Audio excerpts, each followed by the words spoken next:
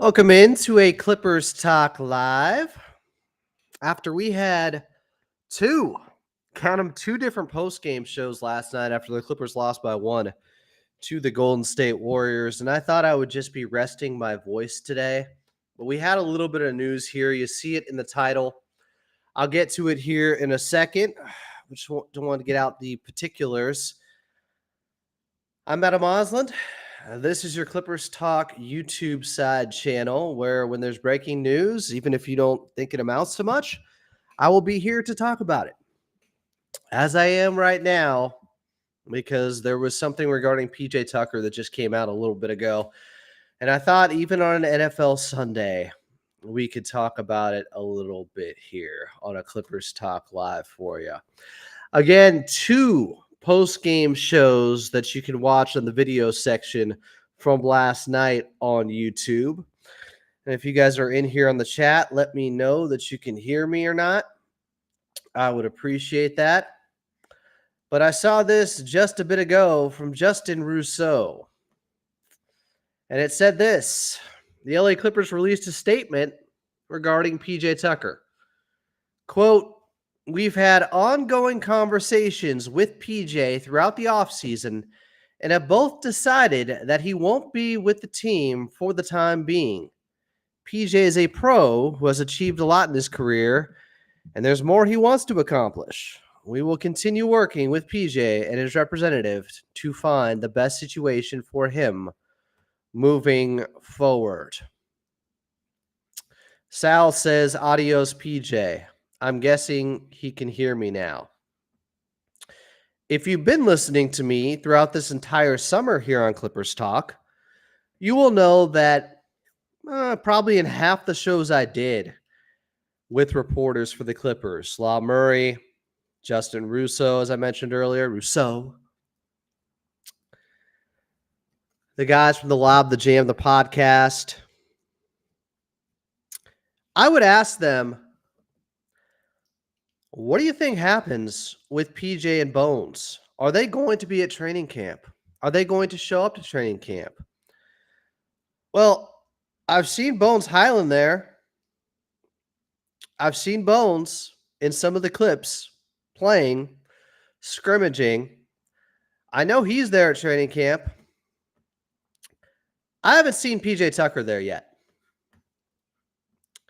And that's interesting to me. I haven't seen a clip of him. I didn't see him at Media Day. And I asked Carlo Jimenez about this, who is in Hawaii, now on his way back, as the Clippers have a game in San Diego. That will be on Tuesday night in their new G League facility in Oceanside. As Jordan Zumwalt says, wait, why? Wait, why? Why are we doing this Clippers talk? Well, just a little bit of a reset for the people getting in here. I know this was spur of the moment. Didn't know I'd be talking about this either. But PJ Tucker is currently not with the team for the time being because he and the Clippers have mutually agreed that the 13-year NBA veteran will be away from the team as both sides work towards a resolution for his future. It's interesting. I appreciate you guys getting in here on Clippers Talk. If you got questions, if you got trade ideas currently, because it looks like that's where things are heading. The Clippers have said, we will continue working with PJ and his representative to find the best situation for him moving forward. I've wondered if this was going to be an issue, if this was going to be a problem. I've talked about it all off season. It was a problem after he didn't get traded at the All-Star break. He was sent home, as was Bones Highland. Both those guys. Basically for, insubordination, conduct detrimental to the team. I forget whatever they call it. They were disgruntled. They were unhappy that they weren't traded and moved at the deadline. And so the Clippers sent him home. They couldn't find trade partners for them. They tried. They couldn't find anything that would be in the best interest of the Clippers. So they sent him home. That was at the All-Star break. Now, as we are just a couple weeks away from the season starting October 23rd at Intuit Dome. PJ Tucker is not going to be around the ball club. And again, I didn't see him at training camp in Hawaii in any of the pictures. Doesn't mean he wasn't there. I thought he was, that they had 21 guys there, and he was a part of that. So if anyone has confirmation on that, you can let me know. But it's really of no consequence now because he's going to be away from the team. If you're just coming in, the statement from the Clippers is, quote, "We've had ongoing conversations with PJ throughout the offseason and have both decided that he won't be with the team for the time being. PJ is a pro who has achieved a lot in his career, and there's more he wants to accomplish. We will continue working with PJ and his representative to find the best situation for him moving forward. This is why I'm here." Amin Hassan has said, wait, PJ wants out? PJ has wanted out. He wanted out at the All-Star break. I find this very disappointing only because they gave him multiple chances last year. Now he's 39, and he still apparently wants to be on a contender, thinks he can contribute, even though we saw from him last year it really wasn't working. He wasn't taking threes anymore. His patented corner three wasn't there, wasn't taking it, had very low confidence, and the Clippers still gave him all the opportunities in the world. When he first got here, I remember he played that first game against the Los Angeles Lakers. Didn't look good, but they gave him a fair shot. They really did. They went above and beyond to see what PJ Tucker had left. He started, I don't know if you guys remember this, the final game of the season, Game 6 in that playoff series against the Dallas Mavericks in a must-win situation. PJ got to start that. Didn't look good. It was like a -10 in the first half. Clippers overall weren't very good. It wasn't just him, but he wasn't exactly helping. And if you know me, you know that I've actually been a big fan of PJ. I thought he had utility when he came to this team. I felt like PJ Tucker, in very specific situations, against the right opponent, the right big, for a few minutes here and there, he could help this team. Against Jokic for a second. That first contest, I think in Denver, they threw him out there, and he played okay against him. I had seen it before with him in Philly. Play Jokic pretty well. Was physical with him. In just a few minutes, he did that with the Clippers. Against Zion, same thing. But that is very much a specialist type of player. That is a guy who could see minutes once a week during the long regular season. PJ Tucker still believes he's much more than that in this league. And to be fair, the 76ers were starting him. The Philadelphia 76ers were giving him 22 minutes a night in those first 3 games last season before he was traded to the Clippers. When he was traded, he let it be known that he didn't sign up for this. That he was going to every news and media outlet to let them know that he didn't want to be with the Clippers. I'm not so sure the Clippers were trading for him. I think it was about getting James Harden. I think that was pretty clear. And PJ Tucker was fined $75,000 last season by the NBA for expressing a desire to be traded before the trade deadline. Remember, he was sent home. He wasn't exactly being a good vet to the squad because it seemed like Bones Highland also started to pick up on the bad vibes with him, and he was sent home too. He wanted to be traded. He wanted more playing time. He thought he was going to be the backup point guard. I get it. But then they brought in James Harden. It changed rotations.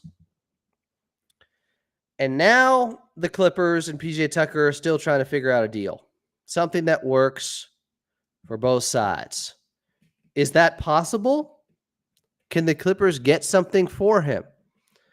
They don't want to have to use the stretch provision, I'm guessing, which means you waive a guy and divide up his salary over 3 years, so it'd be a little bit over $3 million per year that the Clippers would be paying out and would count against their cap.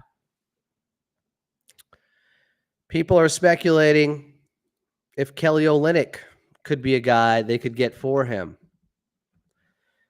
Kelly Olynyk's probably too good of a player. He got 12 points per game when he was traded to Toronto last season. I know that was somebody on the wish list for Clipper Nation. Would have been nice. Didn't end up happening.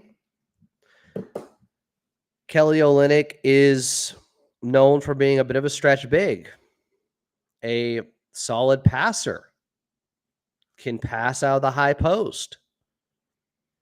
Why would they give him up for PJ Tucker to bring him back to Toronto? How is that an upgrade for them? I think the salary would work, but there's no reason for the Raptors to do that, unfortunately. What's the logic? Give me the rationale. Yeah, he's making $12 million this season. The only thing I could see is, and I'll use this to make a point about another player too, is that Olynyk is paid through not just this year, but next year. $12 million, about almost $13 million this year. Toronto Raptors owe him at the age of 33. And then about 13.5 next year, the 25-26 season. So they could see it as getting out from that contract next season. Maybe. I don't know. They're in kind of a weird stage where they're rebuilding, but trying to stay competitive, the Raptors. You know, they brought in RJ Barrett. They made that trade with the Knicks last season. Masai Ujiri, really good GM, but I don't know if they have a clear-cut direction, and I don't know if Kelly Olynyk giving him up for PJ Tucker would make a lot of sense. I just think even if they wanted to give him up and get out of that second year of the contract, they could probably get more for him. One guy I would bring up, and I don't know how realistic this is, but we've talked about it this offseason, is Grant Williams. He's currently with the Charlotte Hornets. Now, he has 3 years left on his deal at around $13 million. Grant Williams, similar in his attitude and toughness to a guy like PJ Tucker, but he's much younger. He's not even 30 yet. He's going to be 26 this season. I really liked him with Boston. I don't know how you guys felt about Grant Williams, but I was a fan in Boston. Now, they played a lot of positionless basketball, and then he ended up signing that deal with the Dallas Mavericks that he's on right now.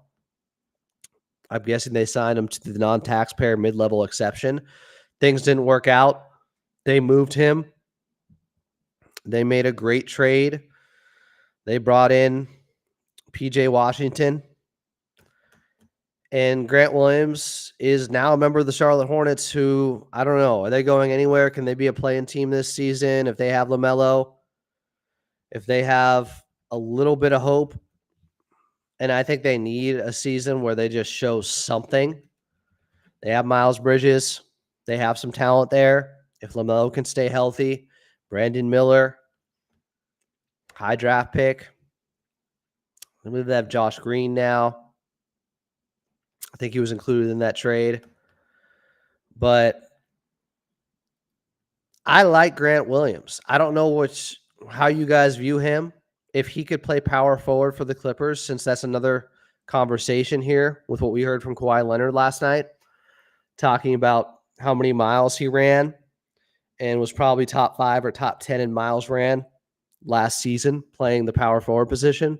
Couldn't really tell if he was trying to angle for the Clippers bringing in a power forward, or if he was just saying it is what it is type thing. I'm going to be playing the power forward.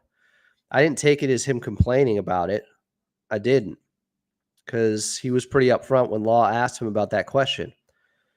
Kind of just said, yeah, who was the power forward last year? It was me.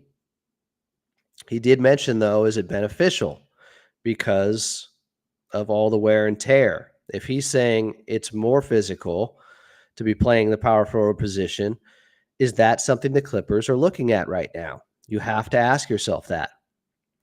People in here are saying, Jordan Zumalt saying he's not good enough of a player to request a trade, honestly. That's fair. He's not. He didn't prove that at all last season with the Clippers. And I find the whole situation disappointing. Him not being with the team moving forward, I thought at this point in his career, he'd be a good vet. And even though his skills had diminished, he would be Udonis Haslem maybe. And, you know, be a cheerleader on the bench and help cheer on guys and support guys and still be a source of toughness like Udonis Haslem was with Miami Heat for so long because of his reputation and the way guys take to his teaching. And, you know, he would even get into it with guys. I think he and Jimmy Butler had a conversation before that got really heated, but they respect him. And I think PJ Tucker would have that respect if he wanted that role, but apparently he thinks he can still play. Okay, great. My point would have been this. PJ Tucker could have not opted into this last year of his contract. He didn't have to. You can say, but Adam, is that realistic? You didn't think he was going to opt into $11.5 million? Well, no, I thought he would. Of course. But it's kind of having your cake and wanting to eat it too. You want the $11.5 million that you opt into, but now you want to dictate where you want to play for that contract as well. That's what's got me a little bit confused with PJ Tucker. Like, if you opt in, you don't have a say in where you're going to play. You could have not opted in and had been a free agent and had gone wherever you wanted. Now you want the Clippers to have to send you somewhere. That can be a little bit frustrating. That can be a little bit disappointing. Big RR64 says the Clippers would probably love to trade PJ. Problem is he's a negative asset. You're going to have to include something to get rid of him.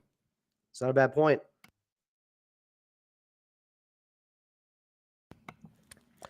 So if you're saying that guy, the most obvious player is Bones, does that sweeten the deal for anyone? Does that make someone go, okay, we'll take PJ on. It's an expiring contract to get Bones Highland. We're into that. Who's that team? And do you still have to include a second-round pick? Do you have to try to include a first-round pick? I mean, that's something I don't think the Clippers would do. It's a non-starter. Obviously, it would depend on who they're getting back, but you'd expect something really good in that scenario. But they have one they can trade. They're 2030, I believe. Like, it's going to be difficult to get this trade done. I think it'll happen at some point, but I don't know how long this is going to take. Mark Jag says PJ is not good enough to be making all these demands. Amina Sean says PJ should be grateful that he's on a team. Miz says Haslam is still at training camp practicing this year. He plays in practice. I know, he's kind of a player's coach. Like, now, he had tenure with the Miami Heat, and that's where he played, I think, his entire career, and was a legacy guy there, and it would be different for PJ Tucker. But the point still remains. It would have been nice to see him adopt that veteran role and cheer on guys and point out things from the bench that they could do better and instill his toughness from the bench. Mark Jag says, might as well waive him because he's a bad juju is affecting the team. Yeah, I don't know how that would work with the salary cap if they could just waive him and pay the entire thing. if anybody has an understanding on that, because they don't want to do the stretch provision. They do not want to do the stretch provision because even though it's just $3 million over this year, next year, and the year after, that's still $3 million more on the cap for a guy that's not even on your team. It hurts. Big RR64 says exactly, Amid. He's lucky he's even in the league. He should be grateful and be a team leader. That's not the case, apparently. Amina Sean says, I'm tired of this guy whining. Chris Gomez says, yeah, I got you about Olynyk. Was thinking him or Larry Nance. Both those guys, I think, are unrealistic. Nobody's trading those guys for PJ Tucker. I like them both. Don't get me wrong. Let me look at Larry Nance Jr.'s contract. It's in the ballpark. Money-wise, it works. He's making $11 million too, but he's in the last year of it. He's an unrestricted free agent. Atlanta, the fact is they can just get more for him than that. They can. Larry Nance Jr. is a nice player. That's a really good asset for them. Tim Kirk said, love your interview with the great Ralph Lawler. Do you think Ralph and Mike Smith will ever reconcile their relationship? I'm not speaking about anybody else's relationship here. Tim Kirk also says PJ is not an NBA player anymore. If he has utility, it's in very, very specific parameters. Very specific. We're talking about a couple minutes here and there against the right opponent like Jokic. Believe it or not, he's been pretty good against him. Or Zion because of his big body, physicality out there. Yeah, he picks up fouls. So some of it is just, hack-a-shack type stuff.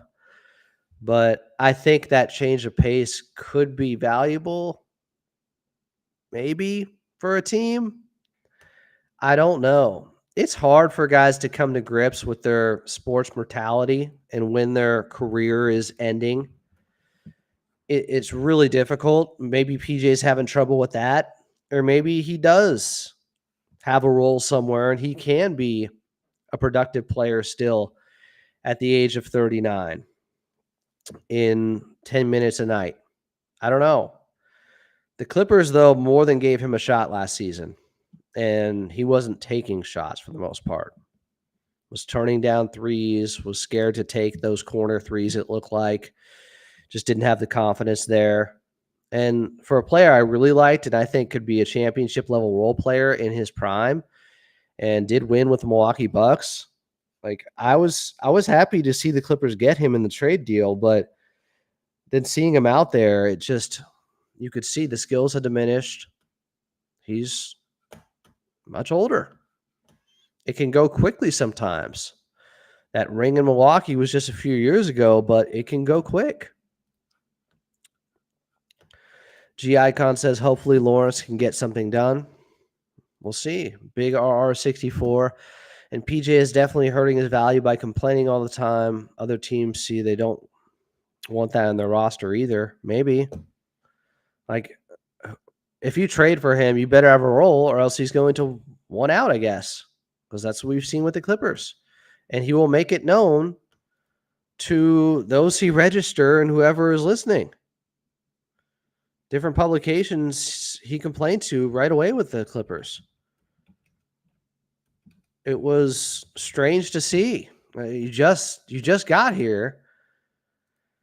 And I'll bring up some of the quotes if I can. This was when they first got him. The paywall is killing me. I can't get behind it right now. But he was disgruntled over his lack of playing time, and even though he was given an opportunity, he didn't look good. The minutes with him next to Ivica Zubac playing power forward were unbelievably bad. The net rating was horrific. Amina Sean says, Houston Tucker was different too, but PJ is washed now. Houston Tucker was really good, guys. Really, really good.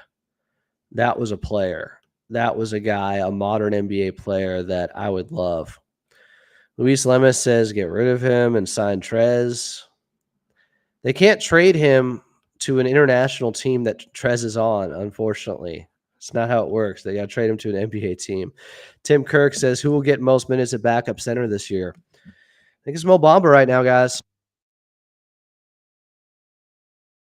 I did a Clippers After Dark last night. I'm trying to save my voice, by the way. Didn't think I'd be doing this today. But I did a Clippers After Dark where after we went off the air on the radio side, and maybe I'll do this throughout the season, we were on the Patriot AM 1150. Programming note, when the Dodgers are on AM 570 LA Sports, we'll be on the Patriot AM 1150.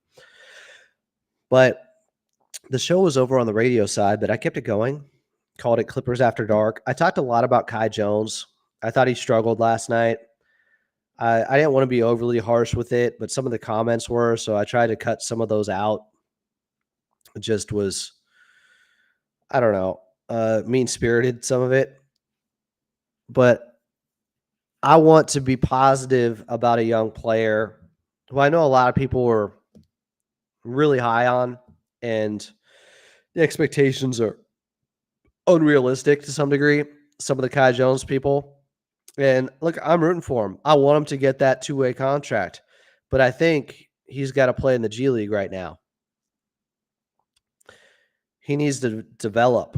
He just didn't look comfortable out there. Maybe it's just not playing at this level in a while, even though it's just preseason. Could say the same about KPJ. But Kai Jones, the first time he touched the basketball, he had his foot out of bounds. Just the spacing wasn't there. Just everything was moving too fast for him. So I think Mo Bamba's the guy right now. And hopefully he's available on Tuesday. He's been nursing a knee injury. I don't think it's major. I saw him do walkthrough stuff in training camp.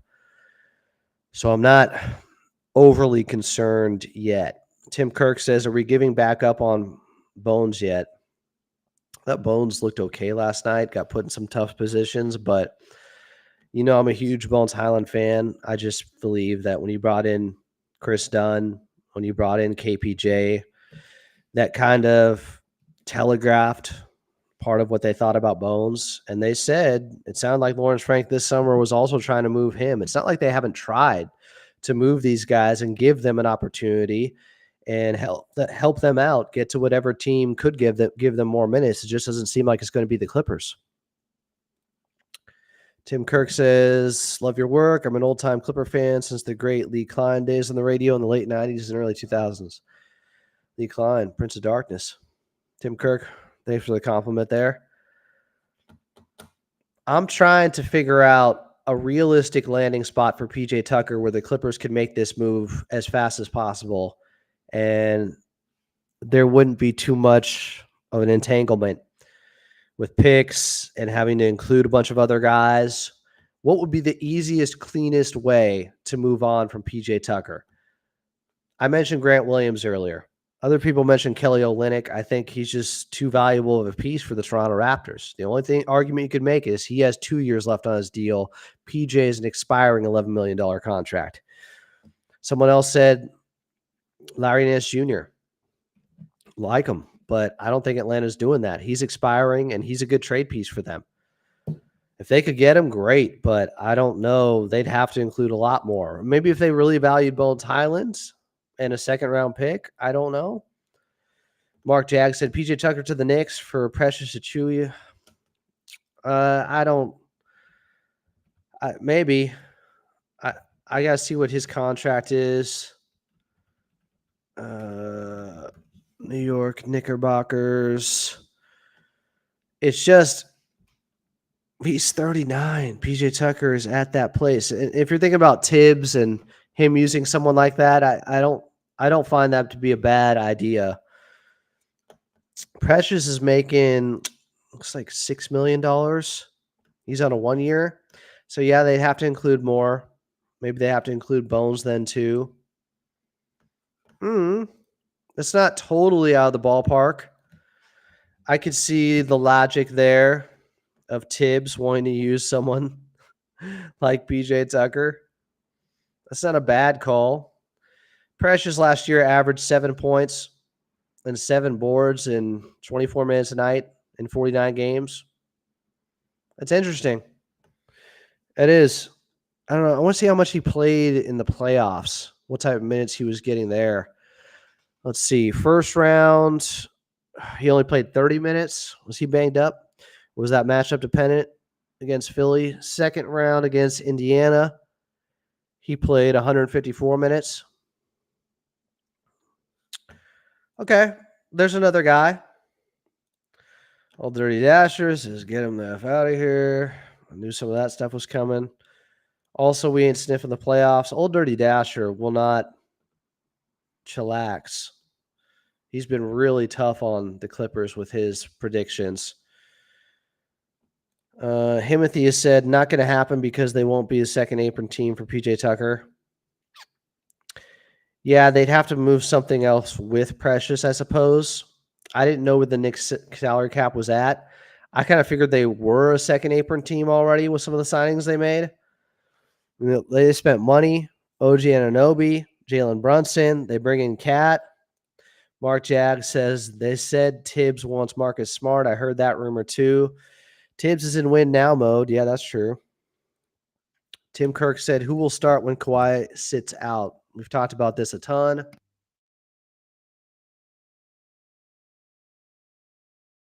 I think Norman Powell will be in the starting lineup, and it could really upend things. We saw last night, me and Sean said that too. My guess is Norm starts. So last night's starting lineup was James Harden, Chris Dunn, Norman Powell, DJJ, and Ivica Zubac. It's just a starting lineup for preseason game one. I don't think Coach Lou or anyone wants you to read too much into it, but it's not nothing to me either. I just see it as if Kawhi is out, can you lean so far into defense where it's just James Harden and Ivica Zubac and then kind of 3-and-D players out there next to him in the starting lineup, but guys that can't really create for themselves that much. Terrence Mann, not really that guy. Chris Dunn, not really that guy. Derrick Jones Jr., not really that guy. Nicholas Batum, not that guy. I think you need a little bit more juice on the offensive end.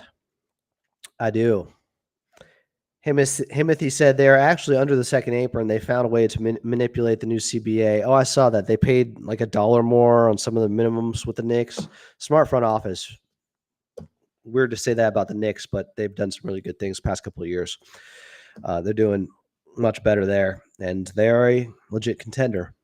I like the move for Cat. I think it gives them a different dimension, especially going up against a team like Boston where you can play 5 out now. He's kind of their version of Porzingis. But the Clippers and that starting lineup,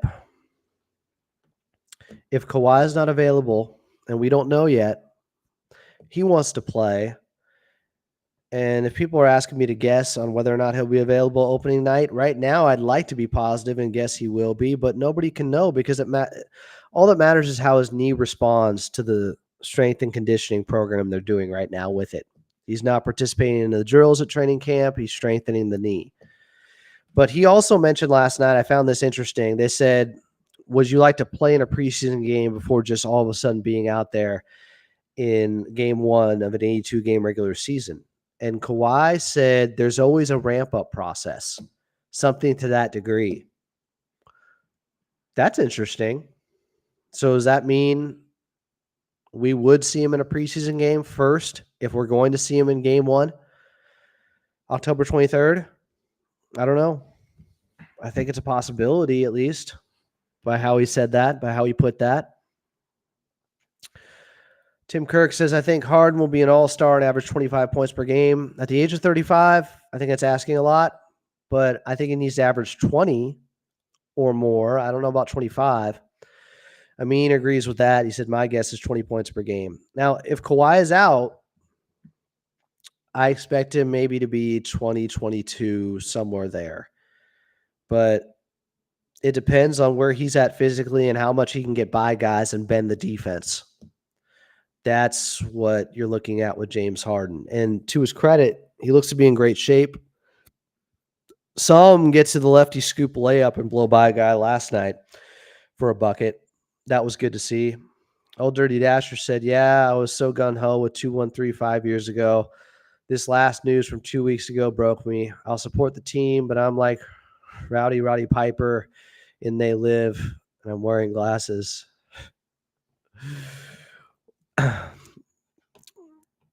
Okay, came to kick ass and chew bubble gum, and I'm all out of gum. Dude Nukem stole it from that. Mark Jag, Chris Dunn can create shots for himself and others. Dunn drive and kick game is phenomenal. There's a reason Ty Lue has been very impressed with him in training camp.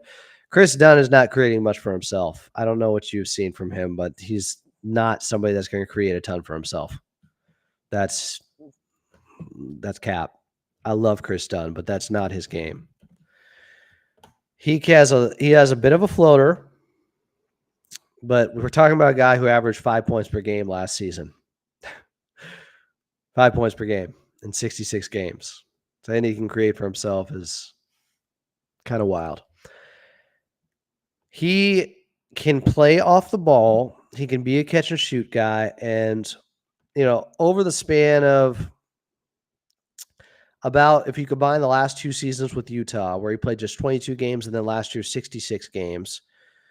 So we're putting him at 88 games. He shot about 40% from 3. That's good to see because he hadn't been a great three-point shooter before that. That's still not a big enough sample size to say he's a 40% three-point shooter, but he just needs to be above league average, above 36%. That would be big for him. Tim Kirk says, what is Jeff Van Gundy's role going forward? Can you get him on your show? Hope we can get Mark Jackson to join the franchise too. I don't know. I'm glad they got JBG. His role, he's the defensive coordinator. He never, in his head coaching career, had a team finish worse than 6th defensively. That's damn impressive. That's his forte. He's a defensive savant. That's how his teams got by. That's how they overcame injuries, got to the finals with the New York Knicks. Jeff Van Gundy is great for this team. He's a big, loud voice and presence. Brian Seaman has talked about that. Guys, listen to him. He's never truly left the game. He's been there as a broadcaster, and he's been working with Team USA forever. He loves to coach. It's such a windfall for the Clippers to have Jeff Van Gundy in the fold, guys. It's really, really big. Mark Jag, Providence was years ago. I know. I loved him at Providence. My guy, he's been in the NBA and almost out of it now for 10 years. Saying because he could cook guys back when he was at Providence doesn't mean anything. Do you understand? He's in the NBA now, and that has never materialized. His Providence game and offensive game with Chris Dunn has never materialized at this level. I give him all the credit in the world, and he became one of my favorite players because he adjusted his game and has hung his hat on his defense and found and carved out a nice role in the league because of that. How do you get through to some people? Amina Sean said Kawhi roasted all his new teammates when asked who stood out. Kawhi said no one. I don't think he meant it like that. I think Kawhi is a literalist. He's not going to make something up. It's not a slight. It could just mean everybody's been playing well. That's kind of what he was alluding to. It's not putting one guy above everybody else. Kawhi is very brief, to the point, sometimes terse, laconic is a word you could use for him. Like, that's who Kawhi is. He's not just going to, elaborate too much on something if there's not a lot there to go off of. I also just found the interview last night fascinating. I didn't know it was going to happen until it happened. It seemed a little bit impromptu, but it was good to hear from him a little bit and interesting to hear his comment about, and we can talk a little bit more about this, but the power forward position. I think that was one of the big takeaways there from Kawhi Leonard last night. And it all depends on how you want to interpret this, but he talked about that he covered a lot of mileage last season. Spectrum had him at 2.53 miles per game. That led the Clippers. So he's right. Kawhi was moving. Kawhi was at 2.5 miles per game, leading the Clippers. That's from Law Murray. He had that stat. So that may lend credence to the fact that maybe they do need a power forward, so he doesn't have to do as much and move around as much. I just have never been sure. I didn't know the mileage and the difference between playing power forward and small forward. I kind of assumed small forward meant he was playing more on the wing, on the perimeter, and he'd have to move more there than power forward. But maybe that's not the case in today's NBA.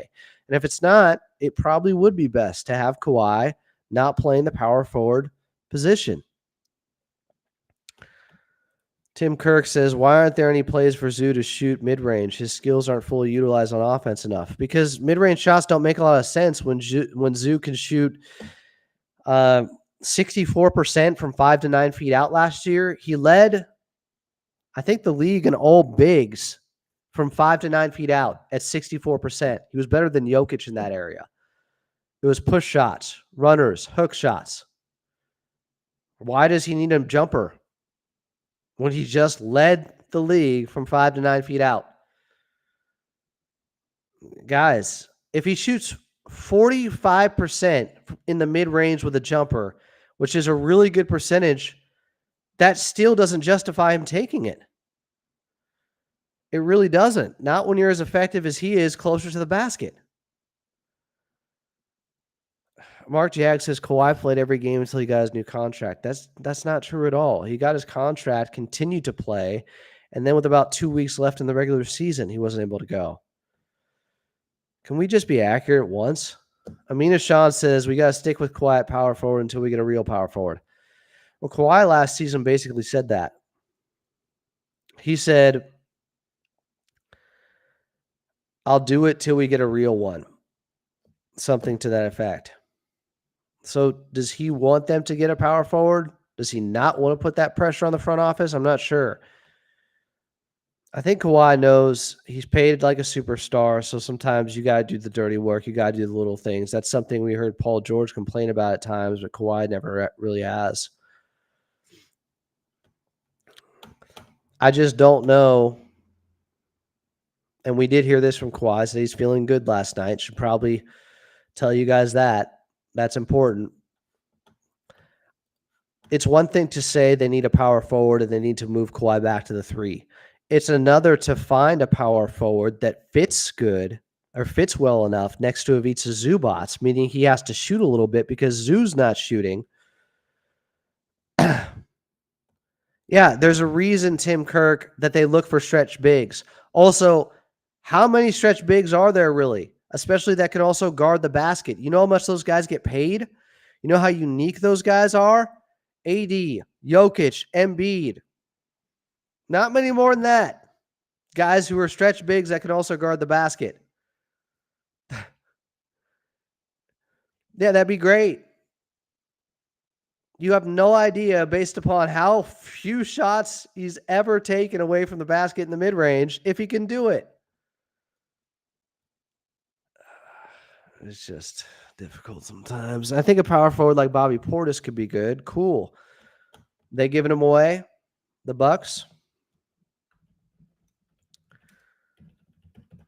I'm going to check Bobby Portis' contract right here.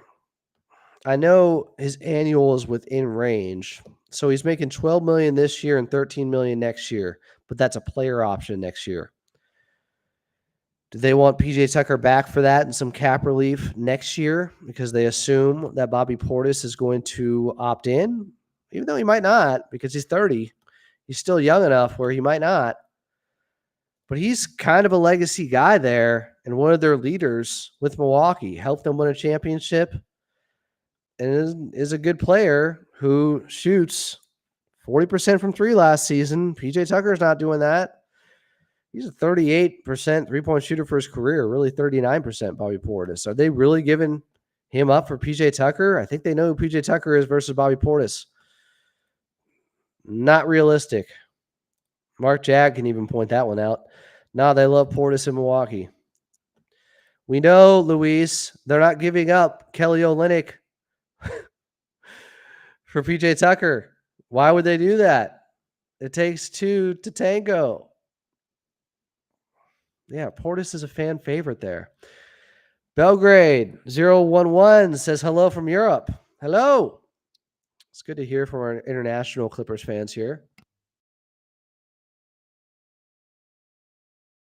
It'd be great to hear some realistic trades for a power forward. If you guys want to say John Collins, I'll listen.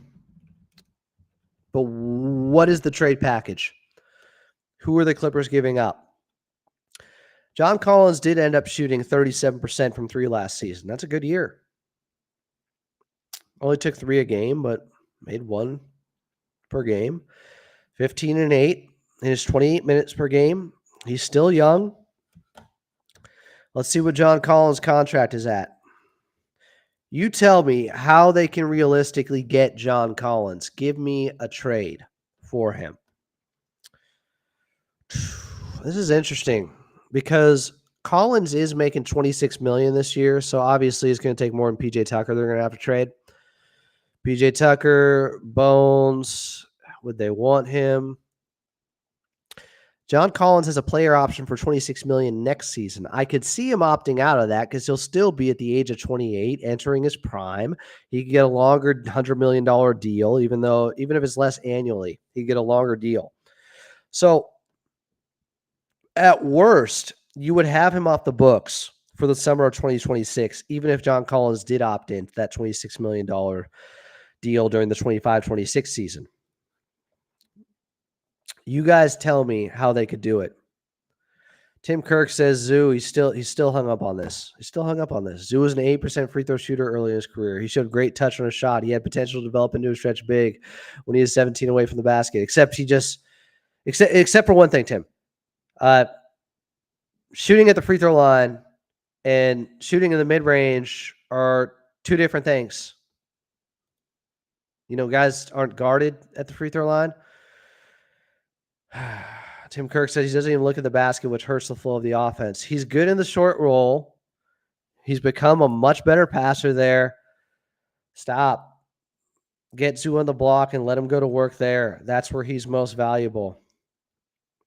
Khalid Jojo says, what do you think is happening with Kawhi? He seems to be over it with the Clippers following his comment. I didn't see it that way at all. I don't know what you're talking about. Timothy said we need to trade Bones first because Ty Lue is going to waste 20 games on Bones and KPJ lineups.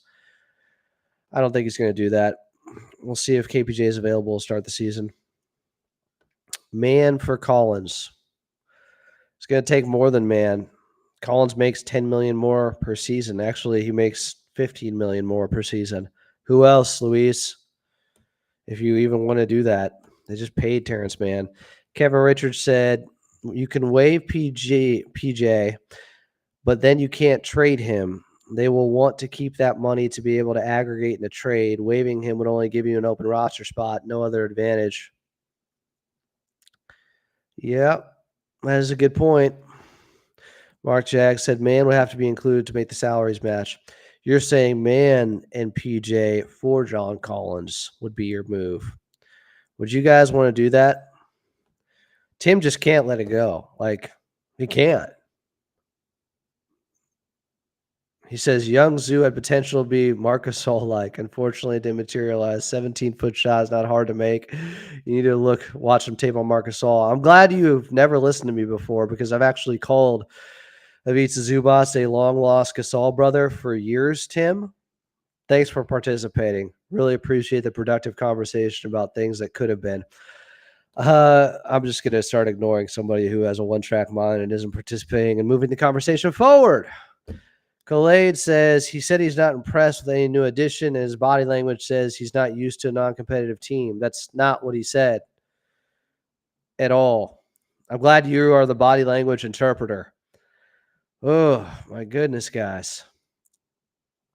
Him saying nobody stood out above the rest of the guys is not a slight.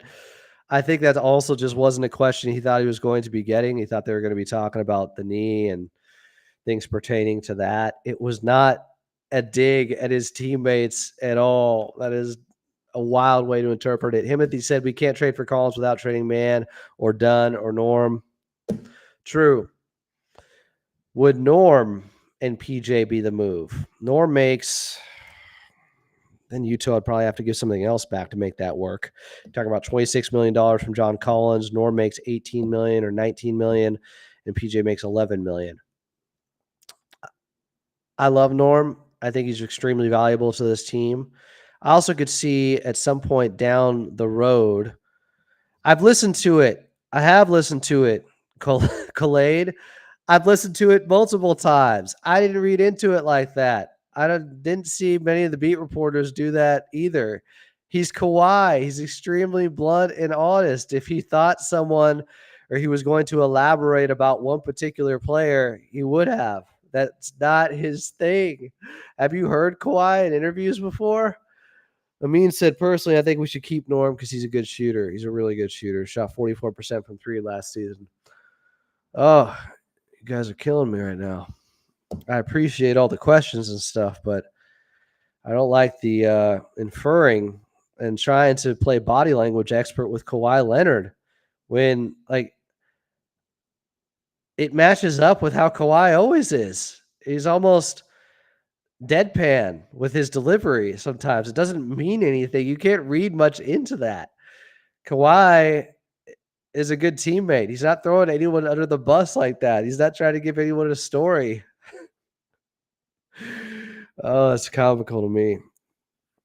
I love you all still. Norman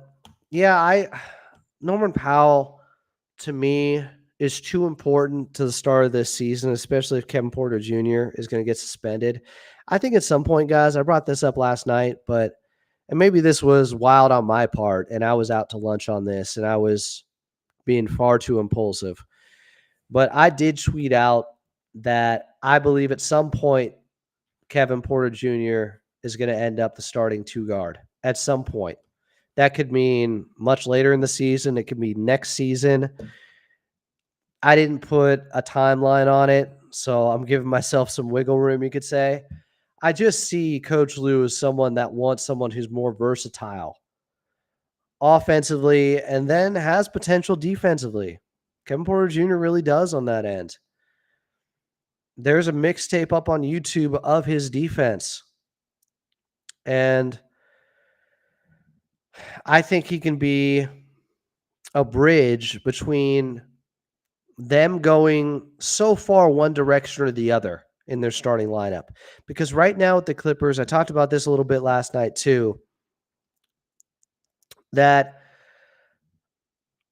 Kevin Porter Jr. can help out their offense because it's like the Clippers have to go all in with their offense or all in with their defense. And they're going to have a deficiency somewhere in the starting lineup. And I'm not sure which way they should go right now. Because if you don't have Kawhi Leonard in there, you're missing a lot of offense. So should you start Norman Powell? Well, that gives you a problem in your starting backcourt if he and James Harden are your point of attack defenders. But then you say, well, we should go more towards defense then. Well, that means you don't have a lot of shot creation, and it's all on James Harden to get them into their offense, to find open shooters, to find Ivica Zubac. That's a lot on his plate. If you're just saying it's him next to Terrence Mann, next to DJJ, next to Chris Dunn or Batum, and then Ivica Zubac, that's just so much to ask of James Harden at 35. Hey, I'm sorry, Tim. I'm trying to be honest with you and give you the facts on the situation. And I would say your attitude towards me hasn't been great in here as well. Let's get along. Himothy said, the problem with KPJ is that he has a low basketball IQ. He's a young player still. He's 22. We got to give him an opportunity to see more about that. I totally understand what you're saying. He was averaging 19 points per game on a team that was really bad in Houston. And you can't put everything into those numbers because of how bad they were. A lot of guys, a lot of players can put up numbers on a bad team because somebody has to score. Somebody's going to get an opportunity. But they were so bad that there's so many variables going on with KPJ that we can't say exactly the type of player he is yet.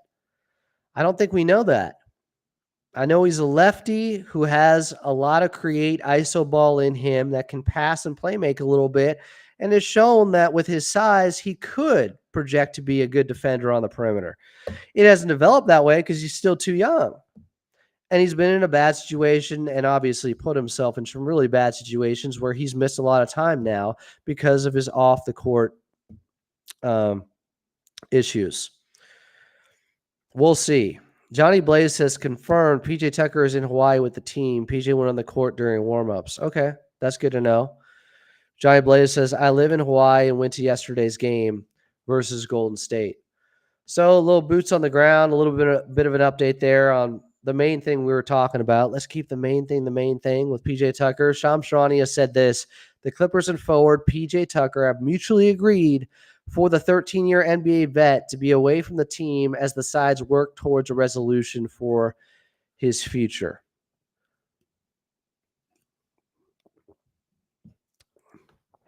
I don't know what that means. I interpret that as he's going to be traded. Maybe I do know what that means. They're trying and have been trying to find a landing spot for him, and it's not beneficial for him to be around the team right now because he's a disgruntled player still. That's how I'm reading into it. I don't think I'm reading into it too much. I'm going off of a lot of information and evidence since he's been a Clipper. Talked about it at the beginning of this show. So the writing has been on the wall. Himothy says, I just saw on a trade on Twitter, PJ Tucker in a second-round pick for Jock Landale. You're saying that trade is done? I don't think you're saying that, right? Jock Landale is a big with the Houston Rockets. I'm trying to look at his contract in Aussie. Let's see. Would the trade work? He's making $8 million. PJ's making $11 million. Jock is on the books, though, the next 3 seasons. I'd be a little bit surprised if the Clippers wanted that to eat into their 2026 possibilities. Amin says, I don't know who would want Tucker, though. I'm not so sure either. Because if you don't play him, apparently you're getting a player who's unhappy. Because that's what we've seen with the Clippers. Is sending him back to a former franchise that knows him and might have a spot for him or might have minutes for him a better solution? Maybe. Houston's one of those places. Miami, Milwaukee, Toronto, Phoenix. He's been around a little bit. And don't get me wrong, I really liked when they got PJ Tucker. I was hoping he could contribute in little ways here and there, but it just didn't happen. And he's 39 now. Timothy confirms it's just a suggestion for Jock Landale. I don't mind that. Keep them coming. Keep the suggestions coming. Tim, even if you have more suggestions about Vita Zubac turning into Marcus Gasol in a mid-range game while taking him away from the basket where he's very efficient and is just coming into his own at the age of 27. Even if you have other suggestions, we'll take anything here. I don't know if they'll always be realistic. I don't know if I can get behind all of them and concur or become an advocate for some of the suggestions, but I'm doing my best here. My throat is a little bit wrecked from just talking so much over the last couple of weeks and doing the broadcast last night, but I'm looking forward to Tuesday in San Diego. I think that might be a radio exclusive on the Patriot AM 1150 and KEIB. I'm trying to see, and Amon says this, feed the ball to Zoo more in the post. Yeah, it's like, if it ain't broke, don't fix it. Wanting Zubac to turn into a mid-range shooter when guys aren't stopping him in the post and he's never got a real opportunity to just be featured more in the offense there seems like you're jumping the gun a little bit. Zubac doesn't need to expand his game at this point. What he needs is to get more touches, like I've been saying for years. Timothy said, Tomera said Clippers have tried to trade PJ Tucker, but it has been difficult. Makes sense. If it could have been done by now, it would have been done by now. I'll read the tweet from Tomera Zarli of Clutch Points. He said, Clippers have tried to find a trade partner for him dating back to last season, but that's proved to be difficult. Ricky Chu said underneath it, I wonder why. Yeah, and I'm trying to see if there's any more good suggestions. People are talking about his age. People are saying buy him out, take the hit. Mark Jack says, I can see Milwaukee, Phoenix, or Miami wanting him if he would play a Haslam role, but he doesn't seem to want to. That's why I brought up earlier. That's what I said I was hoping would become his role with the Clippers. He'd be like Udonis Haslam. Old Dirty Dasher said Kawhi not being impressed in camp. That's not what Kawhi said, guys. He just was – Kawhi, he's kind of a literalist. Just take him for what he literally said. You don't have to read too much into it. My guy Jamal Christopher kind of pointed this out, and I thought this was interesting. He said, Jamal Christopher said, at Jam Christopher on X said, Kawhi, when it comes to the media, is one of the most blunt but literal guys I've seen in sports. Dude's like OD literal. To expound, he said, just in my opinion, when he says nobody stood out in training camp, that ain't him saying the players are weak or anything like that. Kawhi took the question literally, as in, nothing remarkable has happened. LOL. I don't know. That's my interpretation of that. That's how I see it too. Nothing crazy has happened, so Kawhi is not going to say anything. And I think it was also a presser where he was thinking more questions were coming about the knee, and the focus was on that, and they did in waves. And, of course, that's going to be the conversation right now. And going back to PJ, if there's any more suggestions of what he could be traded for, how you could, somebody's saying trade him to the Shanghai Sharks, guys, not realistic, not helpful. Someone's pointing out that, yes, but he would not make the same money on the open market. I understand this. I understand PJ opting into $11 million because he wasn't getting that anywhere else. What I don't understand is then dictating where you want to go. You opted in to money that the Clippers are paying you. So you don't get to have your cake and eat it too. That's disappointing. That's frustrating about this. PJ Tucker is a veteran. He knows this. But it's just, it's really difficult, and it's put the Clippers in a tough spot where other teams know he's disgruntled, so they're not going to offer much. Even if they were interested, they know the Clippers pretty much have to get rid of him because he can't be around the team right now, apparently. The front office is doing the best they can. It's a really difficult situation. If PJ wanted to go to another team, all he had to do was not opt in to the $11 million. I understand that was unlikely, but that was his opportunity to become a free agent and go wherever he wanted. Back to Kawhi from Himothy. He said some of Clippers fan base are just fed up, I guess, with Kawhi, so they're going to just complain every time Kawhi gets injured or say something. I understand it's discouraging. It's been tough. It's frustrating for Kawhi, guys. This is an all-time NBA player, top 75 player, Hall of Famer. Like, for this to be happening continuously, it's tough. Mark Jag says Jeremy Grant is a name, but he makes a lot. Yeah, Jeremy Grant makes a lot. Some say it's an overpay. The contract is, I want to get it exact, but I think he got $150 million, no, $160 million from Portland, and he's just in the second year of it. He has 4 more years, and the last year is a player option for $36 million at the age of 33. I like Jeremy Grant a lot, but for that money, you'd have to be giving up a lot, too, to make that work. Tim's going back to Zubac, said, you said it yourself, Zoo is 27. Look at when Brook Lopez started to shoot threes. It's about offensive versatility. There are many open 12 to 15 footers for Zoo to make when available. Here's my point, Tim. I understand where you're coming from. My point would be this. We haven't even explored what he can do on the block with how efficient he has been there. Let me explain something. Last season, nobody was better from 5 to 9 feet out than Ivica Zubac. He shot 64% there. Nobody was better there. Not even Jokic. So why are we saying, you know what? Let's figure out the mid-range now. How about we just feature him more with the things he's already good at until teams can stop it, with Zubac getting many more touches now because Paul George is gone? Why don't we look at that first? Baby steps. To just jump out and say, let's have Zoo shoot three-pointers like Brook Lopez, that doesn't make a lot of sense to me. He's great on the block. He just hasn't had high volume there. They haven't given him that opportunity. Hopefully it's coming this season. That's what I want to see first before we talk about him expanding his game into all these different roles.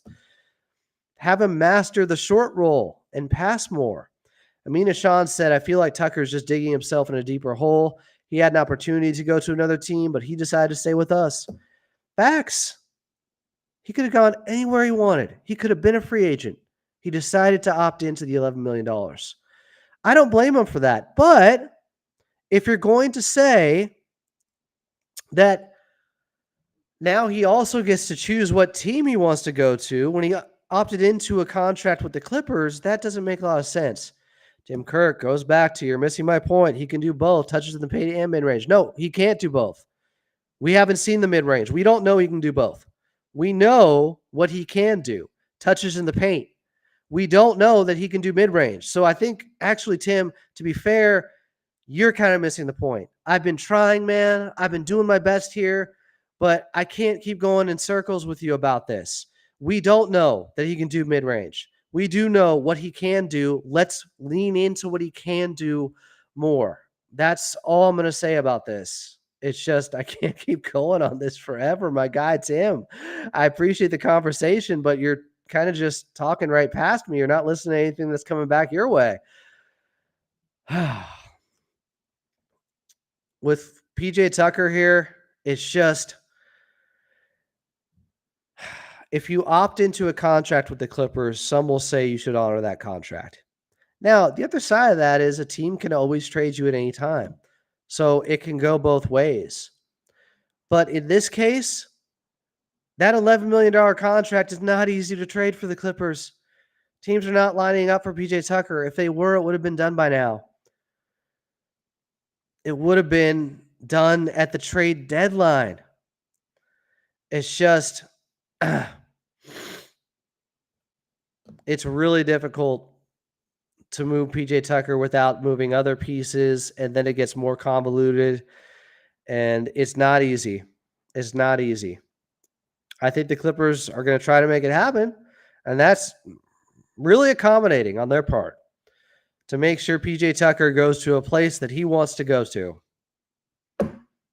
I don't know how he has this much pull, but they're trying to do the best on PJ's part, but they have to have a team willing to trade with them too. So it's just a complicated situation. It really is. It's like talking with Tim Kirk, who just doesn't want to listen. It's really complicated. He wants to talk about, because of what Zubac did in the Summer League. I don't know if you knew this, but Summer League, preseason's preseason. Slight difference between that and the NBA level. Slight difference. That's okay. Some people just want to argue on here. I can get with that some of the time. People like the debate stuff. If that's good content, I can certainly do it. I just think we've exhausted this subject, and somebody's not listening at all. I appreciate those who are in the chat. I appreciate Tim Kirk as well. And it's going to be, I don't know how prolonged this standoff is going to be with PJ Tucker and trying to move him. But man, maybe it'll happen much quicker than we realize. I don't know.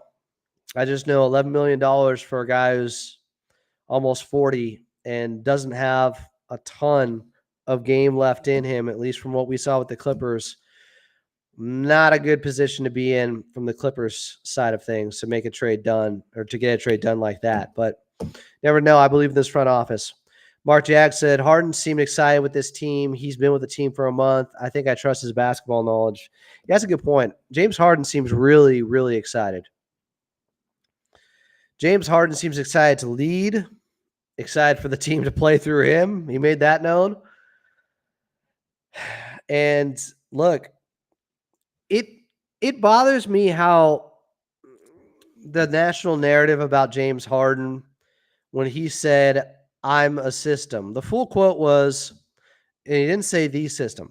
The full quote was, "I'm not a system player, I'm a system." No lies. No lies spoken, just facts. No lies detected, just facts. That is a factual statement. James Harden absolutely has proven over a decade that he is a system, that he is an offense unto himself, that he raises your floor definitely in the regular season to being a top 10 offense. On average, since he has taken the reins, since he became a number one option with the Houston Rockets, teams with James Harden running the show, on average, are fifth offensively. Do the Clippers have enough around him to do that when Kawhi is not available? Even when Kawhi's there, I don't know. Harden's 35 now. But I do think Harden gets a bad rap. And it's a little bit unfair. And he's been a little bit defiant about the perception of him in the league for good reason. He's not getting enough credit. He hasn't, with how good he has been in his career. And with him, even at the age of 35, being the Clippers' floor general, it gives you a chance to have a real identity on offense when he's out there. You saw it in preseason last night with him and Ivica Zubac. And him feeding him the basketball and getting him involved. And even though they had turnovers and they were sloppy basketball and it was inconsistent out there with, guys getting familiar with one another, it's preseason game one, it's all understandable. You could still see James Harden's ready. You could. He looked good overall. Encouraging signs from James and Big Zoo and Powell and Amir Coffey and Kobe Brown. Those were my top 5 players last night in that preseason game. All those guys had their moments where they shined. But the offense flowing through James Harden, that's what you want to see. And he's going to be ready. He's in great shape. And he had 13 and 8 assists in just 17 minutes. I don't know if some of you thought he was going to average 20-10 this season. Now believe it could be higher. It could be, because of how good he looked in just preseason game number 1 and how seamless the transition, I think, is going to be for him to play even when Kawhi is not there and be the focal point on offense. And also the reps he's gotten in with Big Zoo in training camp, all the practice work where they had to figure things out on the fly when they brought him in during the regular season last year. Now it's him and Big Zoo working together in the preseason and training camp, ironing out the kinks. That's really meaningful for this Clippers team. I'm really excited for James Harden, and I think it's a really cool experiment almost to see what an all-time great player can do now at the age of 35 with so much still demanded of him. I think he can have a great season. I think he's going to play at an all-star level. Whether or not he is an all-star, it's tough in the West. It's always difficult, but I think he's going to play at an all-star level. I think Amin Hassan agrees with that. Harden is ready to go. Kawhi, we don't know his status. But Harden, this is, as I've been saying for a while, it looks like James Harden's team. Because of the position he plays, how unique and how great he has been thriving in that position, running an offense, and then just the availability. Expect Harden to be out there. He's been a tank in the regular season for teams. It's been just a workhorse, somebody that has been very reliable overall. Knock on wood, as my guy Dime Dropper would say, although it didn't work last year with Kawhi. But James Harden, they need him. He is so vital to everything this Clippers team does, because while they're building to have a defensive identity, you already have a built-in offensive identity whenever James Harden is out there on the floor. Like, they could be, I don't know what their offensive rating is going to be on the whole, because that includes minutes without James Harden. But when James is out there, I expect him to be more than just serviceable. I expect him to have a good offensive rating with James Harden on the floor. Now, still decisions to be made if Kawhi's not available, which way they go. I think KPJ eventually, Coach Lou would like him to be the guy that gives you a little bit of offense and a little bit of defense, but he's still unproven. He could be suspended, and we've had that conversation. But the unknowns with this Clippers team and where they could end up finishing in the West really intrigue me. Nobody has a beat on exactly where they could end up. A lot of it's, yes, injury dependent, but even healthy, how good could they be? Because I said this during the season or during the series, and then after they lost to the Dallas Mavericks, you take them to 6 with Kawhi only playing 2 games and not looking close to himself. What happens if they had a healthy Kawhi Leonard in that series and Paul George wasn't on the team?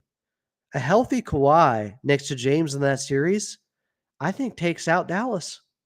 I think they would have.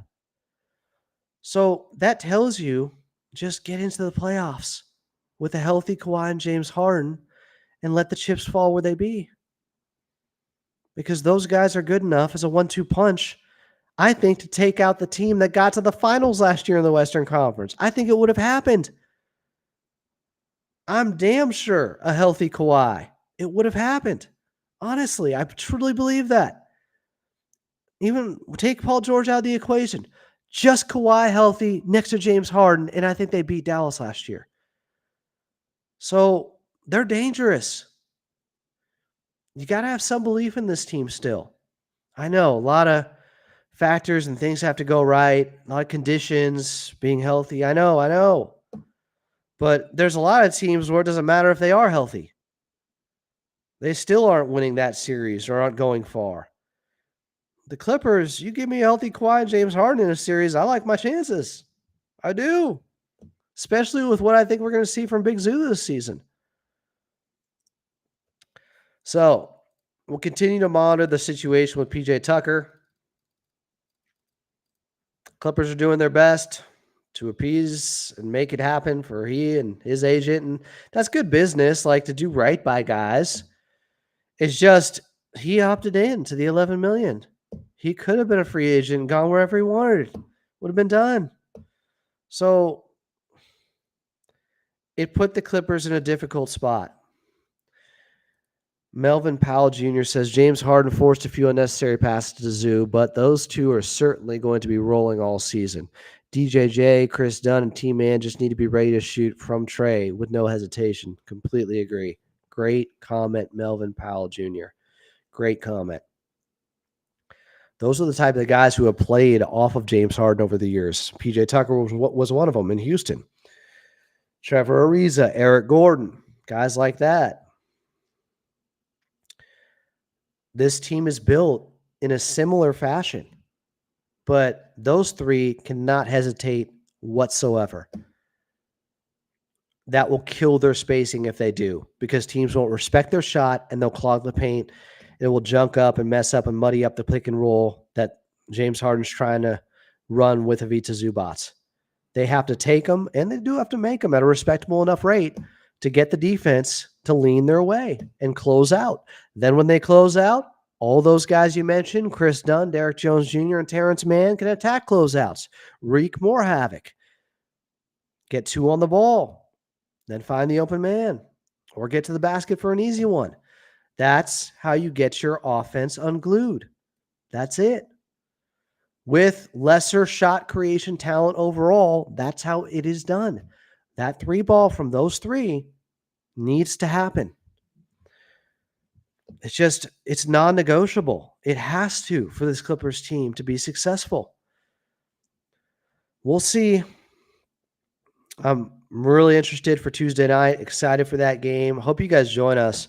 Carlo Jimenez is in his bag now in his second year as your play-by-play broadcaster for the Los Angeles Clippers. And we had fun last night. Felt like we were right back into our old ways and our flow. Me bringing it in and out. Carlo throwing to me for some analyst work here and there, which I really appreciate. That's like my favorite thing ever, to get to talk about this team during a game. And we're going to have fun starting at 6:30 with the pregame show. Clippers and Brooklyn Nets from Oceanside in San Diego at the Clippers' new G League facility. Until then, and maybe we'll have another Clippers talk here on the YouTube side tomorrow. If you need more content, I had 2 post-game shows last night. Went in depth on Kai Jones, what Kawhi Leonard said, talked more about KPJ. Also talked with Carlo, who was in Hawaii. We had him on the video side too. Also talked with Chuck Mockler. We had him on video. That was a lot of fun from Clips and Dip. Appreciate all you guys in here. Old Dirty Dasher says, I'll watch, listen, and cheer for you and the team, but man, the season will be rough.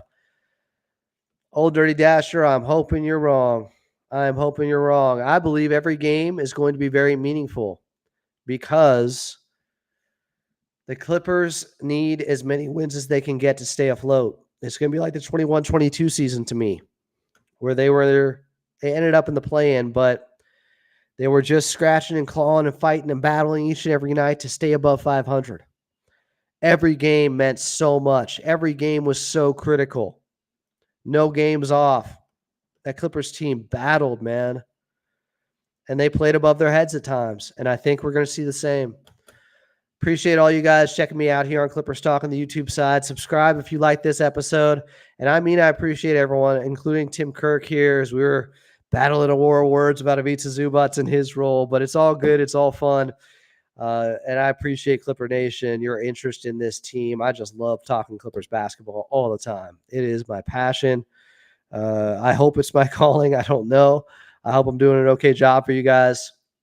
But we'll be talking to you again soon here. If not, definitely 6:30 Tuesday night. Clippers taking on the Brooklyn Nets in preseason game number 2. I'm Adam Oslin. We will talk to you then.